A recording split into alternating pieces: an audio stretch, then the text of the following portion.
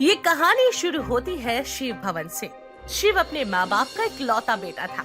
बचपन से उसकी सारी ख्वाहिशें हमेशा पूरी होती आई थी। उसका जन्म होते ही उसके पिता ने उसके नाम का बिजनेस भी बनवा दिया था। आज से 45 साल पहले शिव ने अपनी पसंद की लड़की से शादी की थी। अब तो आप समझ ही सकते हैं कि शिव कितना मनमौजी होगा। सुबह के 10 बजे शिव नींद से जागता है। 10 बज गए, अभी तक तेरे पापा की आंख नहीं खुली। वो तो अच्छा है, तुझमें मेरे संस्कार हैं। अगर उनके हाथों में तेरी रिस्पॉन्सिबिलिटी होती ना, तू भी वैसा ही निकलता जैसा वो है। वैसे पापा के जो गुण मैंने छोड़े हैं उसे लेने में काजल ने कोई कसर नहीं छोड़ी। मम्मी वो अभी तक अपने कमरे में ही सो रही है। हे भगवान, ये लड़की भी ना, इसका 9:30 बजे का कॉलेज है और अभी 10 बज रहे हैं और ये अभी तक अपनी नींद पूरी कर रही है। जाकर उठाओ उसे। मैं जब तक उसका टिफिन पैक कर देती हूँ और तेरे पापा का नाश्ता लगा देती हूँ। सुमन फौरन रसोई में जाती है और खाना तैयार करके टेबल पर लगाने लगती है। तभी अंगड़ाइयां लेता हुआ शिव अपने कमरे से बाहर आता है। खाना लग गया है, मुंह हाथ धोकर आइए और खाने खाने बैठ जाइए। अरे अभी कैसे बैठ जाऊं खाने? अरे अभी अभी तो मैं जागा हूँ। हाँ, कैसे अभी तो थोड़ा और आराम करूँगा, फिर अपनी दाढ़ी को कलर करूँगा, उसके बाद गर्म पानी करूँगा, आधा घंटा टीवी देखूंगा, फिर नहाऊंगा, तब जाकर खाऊंगा। आप ना अपनी हरकतें बदलिए। 1 महीने में बहू आने वाली है। अगर बहू ये देखेगी कि ससुर की हरकत ऐसी है तो वो क्या सीखेगी? अरे मेरे देर से उठने से वो क्या ही सीखेगी? अगर सीखेगी तो अच्छी चीजें सीखेगी। और वैसे भी मैं बहुत सख्त हूँ। जहाँ मुझे सख्त होना होता है मैं वहाँ सख्त होता हूँ, वरना तुम्हारा बेटा वो पढ़ाई तो कब का छोड़ के बैठ जाता। अच्छा, तो फिर काजल के बारे में क्या कहेंगे आप? तभी काजल कमरे से उबासी लेते हुए बाहर आती है और आकर कहती है, मेरा क्या है मम्मी, मैं तो पराए घर चले जाऊंगी। कुछ दिन तो सोने दो यहाँ मुझे। वहाँ तो लोग मुझे 6 बजे उठा देंगे। वैसे भी भाभी आने वाली है इस घर में। अब बहू के आने के बाद बेटी को कौन ही पूछेगा। रोहित का रिश्ता नेहा से तय हुआ था और 1 महीने बाद दोनों की शादी थी। एक अमीर परिवार में आने के बाद से नेहा बड़ी खुश थी। ठाकुर जी की कृपा है भाभी जी, तभी तो अमीर परिवार मिला है। और तो और परिवार भी छोटा है। अगर परिवार बड़ा होता ना तो इतना अमीर भी नहीं होते और नेहा को पूरी जिंदगी रसोई में काटनी पड़ती। हम लोगों को देखो, आज तक सर से पल्लू नहीं हटा सके। थैंक गॉड कि ये सब ड्रामा वहाँ नहीं है। मम्मी, रोहित के पापा तो खुद अपनी बेटी को जींस ला कर देते हैं। खुद इतने अच्छे से बन सवर के रहते हैं। कसम से मम्मी बता रही हूँ, वो बिल्कुल भी देखने में नहीं लगते कि वो 45 साल के हैं। हाँ बेटा, माता रानी सब कुछ भला ही करेंगी। हमने कौन सा किसी का बुरा किया है जो माता रानी हमारे साथ बुरा करेंगी। 1 महीने के बाद धूमधाम से बारात ले जाकर रोहित अगले दिन सुबह उठकर नहा धोकर नेहा और रोहित सत्यनारायण की पूजा में बैठते हैं। सब कुछ अच्छी तरह से हो जाता है। फिर रसोई में जाकर नेहा सभी के लिए चाय बनाती है। मम्मी को कॉल लगाती हूँ। अच्छा हुआ बेटा तूने कॉल कर दिया, मैं तुझे ही कॉल करने वाली थी। वैसे वहाँ सब कैसे हैं बेटा? मम्मी जी थोड़ी स्ट्रिक्ट लग रही हैं। बाकी सब तो अच्छे हैं। पापा जी तो इतने चिल है ना कि मम्मी की कोई भी प्रॉब्लम होगी ना तो सारी चीजों को वो अकेले ही संभाल लेंगे। चलो मम्मी, चाय बन गई है, मैं सभी को चाय पिला देती हूँ। नेहा सभी को चाय बनाकर पिलाती है। चलो, हो गई शादी, सब कुछ अच्छे से निपट गया, टेंशन फ्री हो गए अब हम। चल शिव, मुझे वापस छोड़ दे। ये कैसा सादा सा फालतू सा खाना बना के दे दिया। अरे मैं नहीं खाऊंगा ये। अरे इसमें तो स्वाद ही नहीं है। अरे तुझे फोन पर प्याज की चटनी बनाने को बोला था ना, तो वो कौन बनाएगा? कहाँ है चटनी? वो लाल वाली चटनी प्याज की है पापा जी, और वो धनिया की। अरे प्याज और धनिया की चटनी, ये क्या बकवास कर रही है? तुझे मैंने क्या कहा था फोन पर प्याज की चटनी बनाने को, तो वो क्यों नहीं बनाई? नहीं बनता तो बता देती मुझे। और अभी तक नेहा को सबसे प्यारे लगने वाले उसके ससुर जी खौफनाक लगने लगे थे। शिव गुस्से में प्लेट को आगे सरकाकर अपने कमरे में चला जाता है। ये तो नाराज हो गए। एक बात याद रखना नेहा, इस घर में एक बार के लिए तो मुझे नाराज कर सकती है, लेकिन अपने पापा जी को नहीं। इन्होंने एक बार किसी चीज की चाह कर ली सो कर ली। वो मम्मी जी, मैंने कभी पहले प्याज की चटनी बनाई नहीं है। मम्मी जी, तो मुझे लगा कि धनिया डालने के बाद वो शायद ठीक हो जाए। कोई बात नहीं, मैं फिर से जाकर प्याज की चटनी बना देती हूँ। अभी तो 8 ही बजे है ना, दोबारा से खाना परोस दूंगी पापा जी को। तब तक आप सब खाइए। नेहा फिर से रसोई में जाती है और अपने ससुर जी के लिए कुछ बनाती है। अरे तेरा बनाने का मन नहीं है ना, तो साफ साफ बोल दे मुझे। तू रुक, तेरी सास को बुलाता हूँ।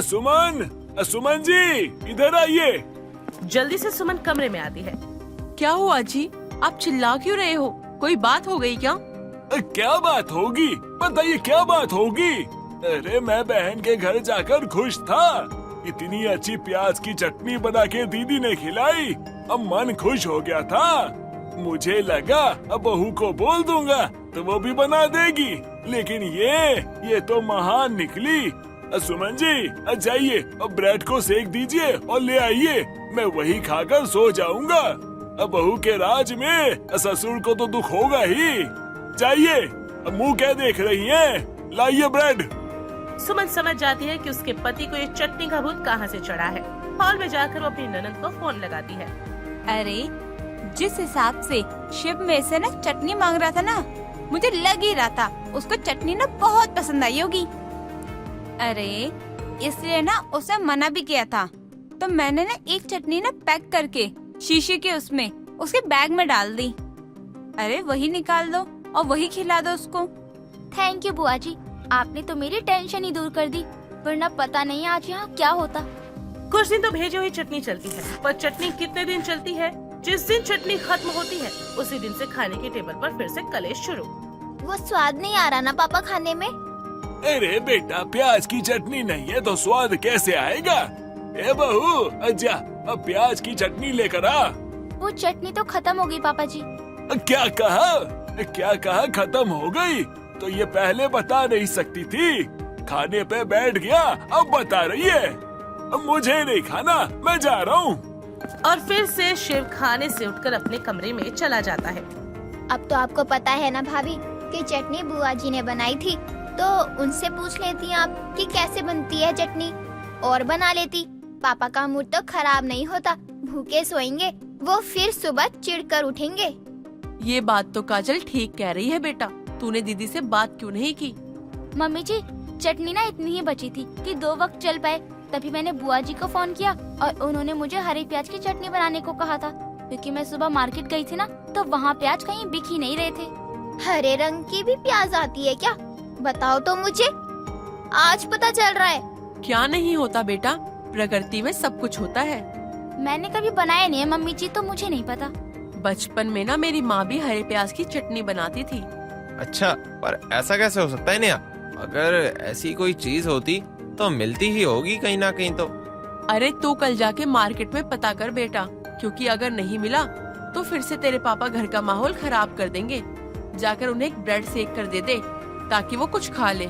सुबह सुबह रोहित प्याज ढूंढने मार्केट में निकल जाता है और इस दुकान से उस दुकान तक और हर दुकान तक बस एक ही जवाब मिलता है। अरे क्या बताए भैया जी, प्याज तो आसपास कोई लेता ही नहीं, परे परे सड़ जाता है। तो हम भी सोचते हैं काहे लाए, तो लाते नहीं है, इसलिए आपको यहाँ तो मिल नहीं पाएगा। अरे भाई, तुम मुझसे ज्यादा पैसे ले लो, 2 गुना 4 गुना पैसे ले लो, तुम्हें जितने चाहिए, पर मुझे प्याज ला कर दे दो भाई। अपने भाई का दर्द समझो, तुम भी तो मर्द हो। अरे बाप रे बाप, अरे भैया जी, ये तो प्याज के लिए इतना पैसा देने को तैयार हो गए। सोना चांदी थोड़ी है, मामूली सा प्याज है जिसके आप 4 गुने पैसे देने को तैयार हो। क्या बात है, जरा बताइए हमको भी। भौजी का खौफ है भाई, मेरे घर की खुशहाली की बात है भाई, कुछ तो उपाय बता यार, क्या करूं? अरे भैया जी, आपकी समस्या हमारी समस्या एक जैसी है। हमारी जोरू भी हमको बहुत मारती है, उनके खौफ में तो हम तो जी नहीं पाते। चलिए, भौजी का सवाल है तो हम आपको बता देते हैं। एक काम कीजिएगा, छत पर या फिर घर के आगे कोई जगह हो तो वहाँ पर प्याज की खेती कर लीजिएगा और अच्छा रहेगा। अरे भौजी के लिए इतना तो कर ही सकते हो, वरना सोच लो भैया जी, अब भौजी बहुत मारेंगी, क्योंकि हमारी जोरू भी हमको बहुत मारती है। और बुरी खबर रोहित अपनी बीवी को आकर देता है। अब ये प्याज का पौधा कहाँ मिलेगा? अब क्या होगा मम्मी जी? अरे कुछ नहीं होगा बेटा, तू टेंशन ना ले, कोई ना कोई दिमाग लगा ही लेंगे हम। सुमन ये कह रही होती है तभी बाहर से भागती हुई काजल वहाँ पर आती है। मम्मी जल्दी चलो, बगल वाली कांता आंटी के घर से उसी प्याज की चटनी की स्मेल आ रही है जो बुआ जी ने भेजी थी। चटनी मिली भी तो ऐसे लोगों के घर में जिनसे हमारी बातचीत ही बंद है।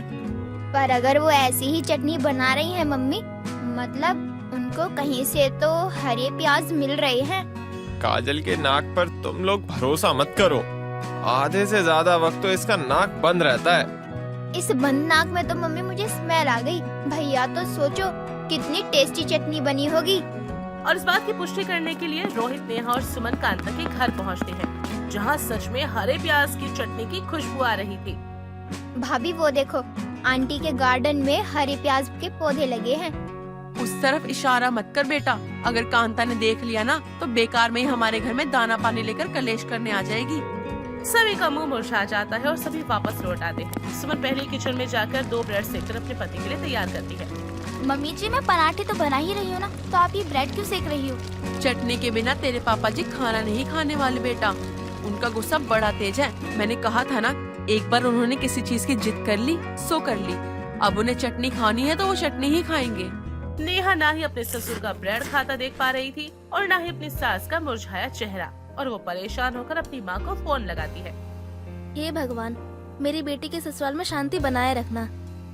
देखा बेटा, तुझे तेरी सास डेंजर लग रही थी और आज वही तेरे साथ खड़ी है। तुझे तो तेरे ससुर चिल लग रहे थे ना, असली रहता तो उन्हीं का फैलाया हुआ है। जो जैसा दिखता है ना वैसा होता नहीं है। अब तेरे ससुर की ख्वाहिश कैसे पूरी की जाए? अब मेरे घर में प्याज होता तो मैं तुरंत ला कर दे देती, लेकिन अब क्या करा जाए। एक काम करना बेटा, तू सुबह 4 बजे उठकर पड़ोस से गार्डन से लाल प्याज चुरा लियो, और अगर वो कलेश करे या कुछ बोले तो बोल देना गाय खा गई होगी।